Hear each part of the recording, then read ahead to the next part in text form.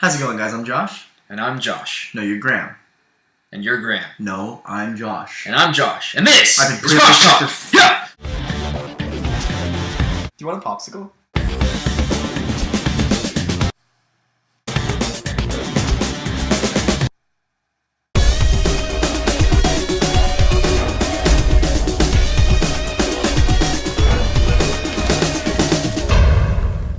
What's up, guys? You're watching Josh Talk. The show where we look up stuff that you don't care enough to look up yourselves. Today we're going to start off with one of my favorite TV shows of all time, which is South Park. I thought you were going to say Toddlers and Tiaras. So I learned something today. That's my second favorite show. Stay close. Get to know me. The creators of South Park, if you watch the show, you know this episode. It's called Cartoon Wars. And I think it was a two-part episode. And basically they were making fun of Family Guy, saying that Family Guy, all the jokes are made up from manatees just randomly choosing balls with words on them and then dropping them into another tank, which makes a joke. It was a really funny episode, but they were making fun of Family Guy because Family Guy always makes these like outrageous jokes that have nothing to do with the show. Okay, it's true. Family Guy does use a lot of diversions. I'll give it that. And yes, they do think that's bad? Random flashbacks and things of that nature. But South Park is just as random. 4 school kids, and they go to hell and fight the devil, and they go on random manga ninja adventures and things like that. Like, it's ridiculous. And Kenny dies every episode. Oh, real original. Kenny dies every episode. What other TV show has a guy die every episode? How original. Yes, that's exactly what it is. I'm over it. Kill him off in the first episode if you hate him so much. They actually had one episode where he died and everyone got really sad because Kenny died, even though it happened every episode.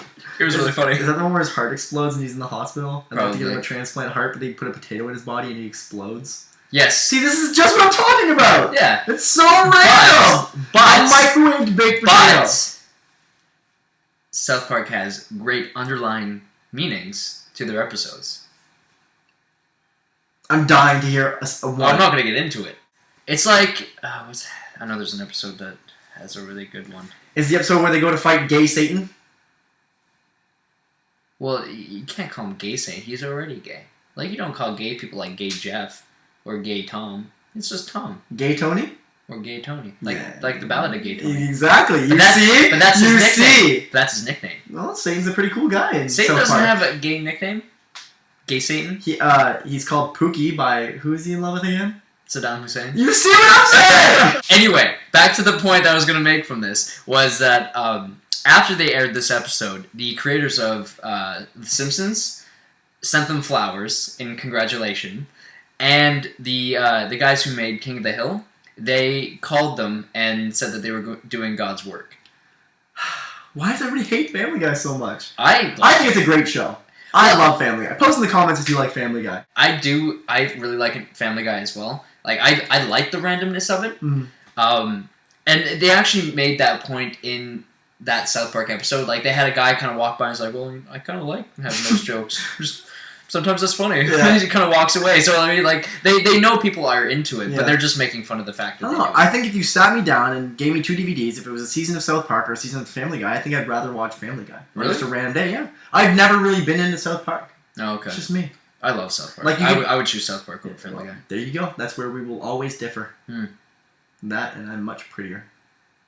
Aww. I saw that hit your heart.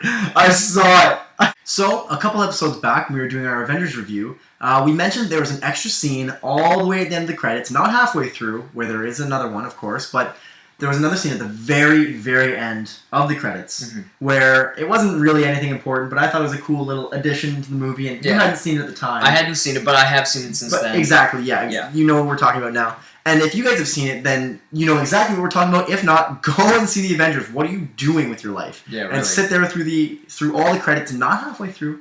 Not halfway through, like me. At the very end. I digress. We digress. The scene at the very end of the movie was added in 2 days after, which is 2 days after the Hollywood premiere, which is basically a week before the regular premiere. So when it first came out to theaters, so when all the actors were watching it together in the theaters with their families and all the other famous people who can afford those ridiculous tickets, and they probably went to see it at that excellent theater in Red carpets Hollywood, and yeah. Anyways, that last scene wasn't there. But then when Robert Downey Jr. was watching, he thought, you know what? Ending it like that is lame. Everybody does it, setting up for something else. Who knows? I'm trying not to spoil anything, but just see the movie. Anyways, they added that a week before it was released to the public. Mm-hmm. Well, that's pretty close. That's kind of a little shifty there.